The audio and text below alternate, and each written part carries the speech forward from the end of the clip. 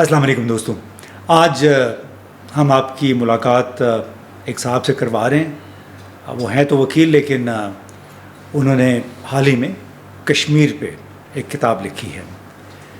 بہت اچھے ہمارے دوست ہیں اور بہت عرصے سے پاکستان اور بھارت کے تعلقات پہ بھی بڑی گہری نظر ہے۔ انہوں نے جو کتاب لکھی سائلنسنگ کشمیر، آپ یہ دیکھ رہے ہوں گے اس پہ اسکرین پہ، اس میں بہت سارے واقعات کا ذکر ہے کشمیر سے ریلیٹڈ، اور خاص طور پہ اس جون کا مہینہ بڑی اہمیت کا حامل ہے کشمیر کے لیے، اس لحاظ سے کہ 1999 میں اس مہینے کے دوران بہت مار دھاڑ ہو رہی تھی کارگل کے سیکٹر میں۔ وہاں پہ چونکہ پاکستان کی افواج ناردرن لائٹ انفینٹری سرحد لائن آف کنٹرول کراس کر کے کافی اندر جا کے انہوں نے بہت ساری چوٹیوں پہ قبضہ کیا ہوا تھا، جس کے جواب میں پھر بھارت نے اپنی بوفورس توپوں کا رخ ان چوکیوں کی طرف موڑ دیا تھا۔ بہت سارے اس میں پاکستان کے فوجی شہید ہوئے، اس میں کہا جاتا تھا مجاہدین بھی ہیں۔ لیکن جو سائلنسنگ کشمیر نامی کتاب ہے، ہم نے سوچا اس میں جو کارگل کے حوالے سے ایک پورا چیپٹر ہے، تو ہم نے سوچا کہ اس پہ بات کریں ہم انیس جیلانی صاحب سے۔ بہت بہت شکریہ، السلام علیکم، آپ نے یہ وقت نکالا۔ تو یہ بتائیے کہ کارگل کی پاکستان اور بھارت تعلقات میں کیا اہمیت ہے؟ اس سے کارگل کا جو آپریشن ہوا، جو کہ فروری بتایا جاتا ہے، فروری 1999 میں، بلکہ اس سے پہلے شروع ہوا، اور پھر 4 جولائی کو اس کا اختتام ہوا ایک معاہدے کے ساتھ جو کہ واشنگٹن میں ہوا۔ تو اس آپریشن کے ذریعے کشمیر کاز کو نقصان ہوا یا فائدہ ہوا؟ میں سمجھتا ہوں کہ کارگل سے جو پوری کشمیر کی کاز ہے اس کو بہت زیادہ نقصان ہوا، اور تاریخ بڑی مختلف ہو سکتی تھی اگر کارگل نہ ہوتا۔ میرے خیال میں اب آپ کو کوئی بھی ایسا شخص پاکستان میں نہیں ملے گا جو کارگل کو ڈیفینڈ کر سکے۔ میں خود اس چیز میں دلچسپی رکھوں گا کہ اگر جنرل مشرف ہمارے درمیان میں موجود ہوتے تو وہ اس کو کس طریقے سے ڈیفینڈ کر رہے ہوتے۔ اس کی وجہ ہے کہ آپ اس طرح سے دیکھیں کہ جو انڈیا کے وزیر اعظم تھے وہ فروری 1999 میں لاہور آئے، اور انہوں نے یہاں پر آ کے ایک بہت ہی مثبت قدم اٹھایا تھا، بہت ایک یوفوریا تھا دونوں ممالک کے اندر، اور جیسے کہ آپ کو بھی یاد ہوگا کہ تاریخ خاصی مختلف ہو گئی تھی، اور دونوں طرف کے عوام جو ہیں ان میں ایک بہت خوشی کی لہر دوڑی ہوئی تھی، اور اس پہ کچھ 2-3 معاہدے بھی ہوئے جن کی فرینکلی کوئی اتنی اہمیت نہیں ہے، جو لاہور میں انہوں نے MOU سائن کیے یا ایگریمنٹس کی، لیکن یہ تو اس کے لیے کوئی اتنی پلاننگ تو نہیں ہوئی تھی لاہور وزٹ کے لیے، تو وہ ایک آپ سمجھ سکتے ہیں کہ ایک پہلا قدم تھا۔ لیکن افسوس کی بات یہ ہے کہ فروری میں یہ وزٹ ہوئی تھی، اور مئی کے اندر ہم کارگل میں موجود تھے اور ہم نے چوٹیوں پہ قبضہ کیا ہوا تھا۔ تو اگر آپ باقی چیزوں کو بالکل چھوڑ دیں اور آپ اس چیز کو صرف بھارت کے جو وزیر اعظم ہیں ان کے ذاتی پوائنٹ آف ویو کی طرف سے دیکھیں، تو آپ دیکھ سکتے ہیں کہ کتنی زیادہ اس شخص کو شرمندگی ہو رہی ہوگی واجپئی کو، کہ آپ نے رسکس لیے، جن بہت سارے لوگ ان کو کرٹیسائز بھی کر رہے ہوں گے کہ آپ لاہور نہ جاؤ، وہ لاہور گئے، ٹھیک ہے، اس کرٹیسزم کے باوجود، اور صرف 3 ماہ کے اندر جن لوگوں کے سے آپ ملنے گئے تھے انہی لوگوں نے آپ کی کمر میں جو ہے خنجر گھونپ دیا۔ تو وہ بہت زیادہ شرمندگی تھی، اور میرے خیال میں وہ بہت عرصہ لگا پھر اس چیز کو اوور کم کرنے میں۔ یہ تو اس کا ایک پہلو ہے۔ دوسرا اس کا جو پہلو ہے وہ یہ کہ اس کا ہمیں فائدہ کیا ہوا، ہمیں کیا فائدہ ہوا اس کا کوئی فائدہ نہیں ہوا۔ لیکن ایک مفروضہ یہ تھا جن لوگوں نے بھی یہ کام کیا کہ اس سے ہم کشمیر کو بین الاقوامی سطح پہ بہت اجاگر کر دیں گے، اس کو انٹرنیشنلائز کر دیں گے۔ تو کیا انٹرنیشنلائز ہوا، اور کیا وہ مثبت انداز میں ہوا یا منفی انداز میں؟ اور آپ نے سوال کا جواب خود ہی دے دیا، لیکن یہ کہ بالکل منفی انداز میں ہوا۔ بین الاقوامی طور پہ اجاگر یقیناً ہوا، لیکن منفی انداز میں ہو گیا، وہ ہمارے گلے میں آ گیا۔ اس کی وجہ ہے کہ ہمارا یہ خیال تھا کہ کیونکہ پچھلے سال دونوں ممالک نے ایٹمی دھماکے کیے تھے، تو اس کے بعد ایٹمی قوت بن گئی تھی. تو جن لوگوں نے بھی اس کو پلان کیا تھا یہ سوچ کے پلان کیا تھا کہ جب ایٹمی دھماکے کے بعد اب ایٹمی قوت ہے، تو جب درمیان دونوں ممالک کا کانفلکٹ آئے گا تو وہ ساری دنیا جو پینک کر جائے گی اور وہ فوری طور پہ انڈیا کے اوپر پریشر ڈالے گی کہ مسئلے کو حل کرو. تو وہ مسئلے کا حل کی طرف تو وہ آئے نہیں، وہ الٹا اس چیز پر ان کا سارا ایمفیسس تھا کہ آپ اپنا جو فورسز ہیں ان کو کارگل سے وڈرا کریں، اور اس چیز پہ کرٹیسزم تھا کہ آپ اپنے فورسز جو ہیں پیس ٹائم کے اندر آپ نے گھسا کیوں دیے ہیں. تو وہ منفی انداز تھا، اس کا فائدہ نہیں ہوا. لائن آف کنٹرول پہ کیا امپیکٹ ہوا اس کا؟ آپ نے اپنی کتاب میں بھی لکھا کہ لائن آف کنٹرول میں دیکھیں پوری ایک اسٹریٹجی بنائی گئی تھی.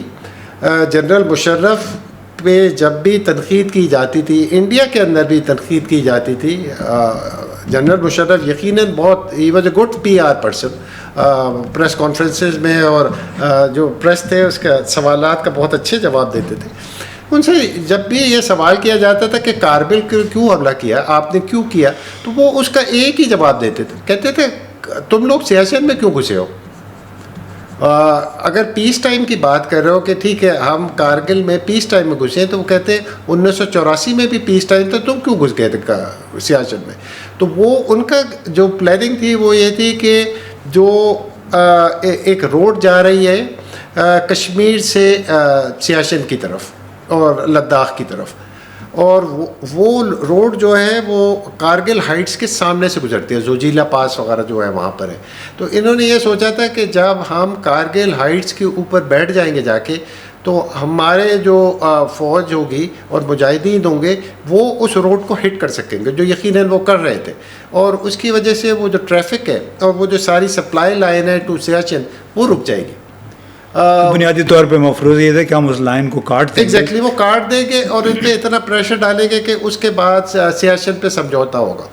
لائن تو کٹ گئی لیکن انڈیا نے سمجھوتا نہیں کیا، اور ہمارا یہ خیال تھا کہ کیونکہ دونوں قومیں جو ہیں وہ ایٹمی قوت بن گئی ہیں تو انڈیا فائٹ بیک نہیں کرے گا. پلاننگ یہ تھی کہ انڈیا ڈرے گا کہ یہ نیوکلیئر وار نہ ہو جائے اور وہ ہم سے مذاکرات کرے گا. انڈیا نے فل فلیج جنگ شروع کر دی، بوفرز لے آیا وہاں پر، اور وہ بوفرز جو ہیں اس سے خاصا ہمیں بہت زیادہ جانی نقصان ہوا. اور یہ ایک بڑی دردناک چیز ہے اور بہت افسوسناک بات ہے کہ وہ ہمارے تقریباً 1000 سے زیادہ جو ہے جوان شہید ہوئے. اور اچھا، ان کو بڑے عرصے تک ہم کہتے رہے کہ وہ مجاہدین. ایگزیکٹلی ہم ان کو ایکنالج بھی نہیں کر رہے تھے. آپ ان کے گھر والوں کی بے بسی دیکھیں کہ آپ کے گھر والے شہید ہو رہے ہیں پاکستان کے لیے، کشمیر کاز کے لیے، اور آپ ان کو ایکنالج بھی نہیں کر سک رہے. زیادتی کی انتہا ہے. اچھا، ان دنوں یہاں پہ جرمنی کے سفیر ہنس یوخم دیر تھے، تو انہیں دنوں تقریباً جولائی کے مہینے کی بات ہے، انہوں نے ان سے جب سوال ہوا کہ آپ کیوں بار بار یہ ناردرن لائٹ انفینٹری کا ذکر کر رہے ہیں، تو یہ تو مجاہدین تھے، یعنی جب ایک پریس کانفرنس کے دوران، تو انہوں نے کہا کہ مجاہدین کے آسمان سے اتر کے آئے تھے، یعنی ان کو کسی نے سہولت کاری کی ہوگی، کسی نے ان کو راستہ بنا کے دیا ہوگا. تو یہ جو اس وقت بحث چل رہی تھی کہ یہ ناردرن لائٹ انفینٹری نہیں تھی بلکہ مجاہدین تھے، اس کا خود پاکستان نے جو اپنا پھر بیانیہ بنایا جب ٹی وی پہ شو ہوئے، آپ نے اکرام سہگل صاحب کا بھی کوئی ذکر کیا ہے کہ انہوں نے بھی کہا کہ انہیں ہمیں خراج تحسین پیش کرنا چاہیے. تو یہ وہ ایک انہیرنٹ کنٹراڈکشن ہے پاکستان کی جو سیاست میں رہی کہ پہلے آپ انکار کرتے ہیں، پھر حالات کے دباؤ میں آ کے آپ اقرار کر لیتے ہیں بالواسطہ طور پہ. میں سمجھتا ہوں معصومیت ہے. جو آج کل کے زمانے میں جب کوئی بھی چیز چھپ نہیں سکتی، اس طرح کے زمانے میں آپ یہ کیسے کر سکتے ہیں کہ آپ سینکڑوں مجاہدین، کچھ چند بھی نہیں، سینکڑوں مجاہدین آپ کسی ملک کے اندر گھسا دیں، اور اس کے بعد اگر اس پہ بات کی جائے، تنقید کی جائے، تو آپ کہیں کہ نہیں ہمارا تو ان سے کوئی تعلق نہیں ہے، یہ تو مجاہدین ہیں، یہ تو نان اسٹیٹ ایکٹرز ہیں. تو ایسا تو نہیں ہوتا ہے. اور خاص طور پہ اس کی وجہ کہ وہ ایک پوری پروفیشنل جنگ لڑ رہے تھے اور بہت بہادری کے ساتھ جنگ لڑ رہے تھے. اتنی بہادری کے ساتھ کہ ایون جو انڈیا کے فورسز ہیں وہ آج تک اس کو ایکنالج کرتے ہیں اور اس کو اپریشیٹ کرتے ہیں. کرنل شیر خان کی ایک مثال. ایگزیکٹلی کہ وہ اپریشیٹ کرتے ہیں کہ بہت بہادری کے ساتھ انہوں نے جنگ لڑی ہے، اور آپ اس کو ایکنالج نہیں کر رہے، زیادتی ہے۔ تو اس میں شروع میں جو آپ نے بات کی کہ اعتماد بہت خراب ہوا دونوں ملکوں کے درمیان، پاکستان کے اوپر سے اعتبار اٹھ گیا کہ نہیں، جس طرح واجپئی صاحب یہاں پہ آئے، پھر ان کے جو انہیں معلوم نہیں تھا کہ پہاڑوں پہ پاکستان کی طرف سے لوگ یا مجاہدین یا ناردرن لائٹ انفینٹری کے لوگ پہنچے ہوئے ہیں، تو وہ کس حد تک وہ اعتماد جو ہے وہ خراب ہوا، اور اس نے جو پاکستان کے موجودہ اس وقت صورتحال ہے بھارت کے ساتھ تعلقات کی، اس کو سیمنٹ کرنے میں کس حد تک اس کا کردار تھا؟ دیکھیں، حالات بہت زیادہ خراب ہو گئے تھے اس وقت، حالات بد سے بدتر ہو گئے جب اکتوبر 1999 میں جنرل مشرف نے ملٹری ٹیک اوور کر لیا، تو وہ تو ایک سٹیپ لگ گیا نا، اور پہلے ہی حالات کارگل کی وجہ سے خراب تھے، اور اس کے بعد ملٹری نے ٹیک اوور کر لیا، تو وہ پاکستان کے جو جمہوریت ایک وہ میڈل تھا وہ بھی ختم ہو گیا اور سٹینڈنگ تھی، نتیجہ کہ پاکستان بہت زیادہ بری طرح سے دنیا میں آئسولیٹ ہو گیا تھا۔ یہ تو اللہ بھلا کرے 9/11 کا، کہ 9/11 آ گیا، جس کی وجہ سے وہ ایک گاڈ سینٹ اپرچونٹی تھی جنرل مشرف کو، یہ بالکل اسی قسم کی اپرچونٹی تھی جیسے جنرل ضیاء جو ہے 1979 میں بیٹھا ہوا تھا، بالکل ٹوٹلی آئسولیٹڈ تھا، کوئی اس کو پوچھ نہیں رہا تھا، اور روس نے افغانستان پر حملہ کر دیا، تو وہ ان کے لیے گاڈ سینٹ اپرچونٹی تھی۔ اسی طرح 9/11 ہو گیا، یہ ان کے لیے تھی، اور بلینز آف ڈالرز آنا شروع ہو گئے، اور اس کو جنرل مشرف نے بہت صحیح طریقے سے ایکسپلائٹ کیا to his advantage, to Pakistan's advantage also to an extent, جس کی وجہ سے ہمیں بہت زیادہ دہشت گردی کے حساب سے بہت زیادہ نقصان ہوا، لیکن پاکستان کے پاس بہت زیادہ پیسہ آیا، پاکستان کی انٹرنیشنل اسٹینڈنگ زیادہ ہو گئی، اور اس انٹرنیشنل اسٹینڈنگ کے دوران ہی جو انٹرنیشنل کمیونٹی تھے اس نے ہم پاکستان پہ اور انڈیا پہ بہت زیادہ پریشر ڈالا کہ آپ اپنے تعلقات کو بہتر کریں، اور اس پریشر کی وجہ سے دونوں ممالک جو ہیں ان کے تعلقات بہتر ہوئے۔ جو واجپئی کے بعد جو منموہن سنگھ جب وزیر اعظم بنے، پھر بھی وہ تعلقات بہتر ہوتے رہے، وہ تعلقات جو ہے وہ رکے ہیں۔ پھر جب چیف جسٹس ہمارے افتخار چودھری صاحب کا کرائسس آیا، اور اس کے بعد جو ہے جنرل مشرف کی حکومت ختم ہوئی، اور تو اس کی بعد جو ہے وہ اب تک ہم ریوائیو نہیں کر سکتے نہیں، لیکن اس پورے پروسیس کو۔ لیکن اس میں تو جو آخری کیل تھا وہ تو ممبئی کے حملوں نے ٹھونکا، وہ ٹھوکا، لیکن آپ دیکھیں کہ ایون اس حملے کے بعد بھی منموہن سنگھ جو ہے اس کا ریئیکشن اتنا زیادہ نہیں تھا، بالکل کیل ٹھوکی، لیکن یہ کہ اگر فرض کریں جنرل مشرف رہتے تو کچھ تھوڑی بہت بات ہوتی رہتی، یہ الگ بات ہے، لیکن وہ بالکل ایک علیحدہ بحث ہے جس پہ بھی کبھی بات کرنی چاہیے کہ جو جنرل مشرف کا فارمولہ تھا کشمیر کے بارے میں وہ کتنا اچھا تھا اور وائبل تھا۔ میں سمجھتا ہوں کہ وہ اچھا ہوا کہ وہ فارمولہ نہیں ہوا، اس کی وجہ کہ وہ ایک الگ بات ہے، لیکن یہ کہ وہ فارمولہ جو ہے وہ تو basically it was stabilising the line of control, آپ اس کو ریکگنائز کر رہے تھے۔ اگر آپ نے لائن آف کنٹرول کو ریکگنائز ہی کرنا تھا تو یہ اب تک اب جھگڑا کس بات کا؟ لیکن لائن آف کنٹرول تو میرے خیال میں 4 جولائی کا واشنگٹن میں معاہدہ ہوا وزیر اعظم نواز شریف اور صدر بل کلنٹن کے درمیان، وہاں پہ آپ نے اس لائن آف کنٹرول کو مستقل بارڈر کے طور پہ تو مان لیا، کیونکہ اس میں پاکستان نے یہ ضمانت دی کہ لائن آف کنٹرول کا جو تقدس ہے اس کو ہم آئندہ پامال نہیں ہونے۔ بہت اچھی بات کیا آپ نے۔ تو میں اس میں آپ کو اس طرف واپس لانا چاہتا ہوں کہ جو ہم نے شروع میں سوال کیا کہ ہم کشمیر کو انٹرنیشنلائز کرنا چاہتے تھے، یعنی ہمارے لوگوں کی سوچ یہ تھی، اس کا یہ مطلب تھا کہ ہم کشمیر کے لیے بین الاقوامی ریلیونس قائم رکھنا چاہتے تھے۔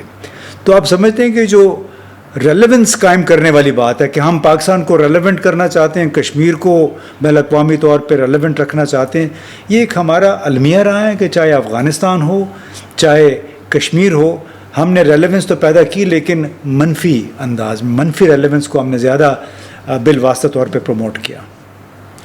دیکھیے، یہ آپ انٹرنیشنل کمیونٹی کو کرٹیسائز کر سکتے ہیں اس چیز پر کہ 10 سال تک پورا جو مغرب تھا اس نے افغانستان کے اندر جو ہے ملیٹنٹس کو اور مجاہدین کو سپورٹ کیا اگینسٹ سوویت یونین، اور ان کو سپورٹ کیا اور سارا مغرب سپورٹ کر رہا تھا. لیکن وہی جو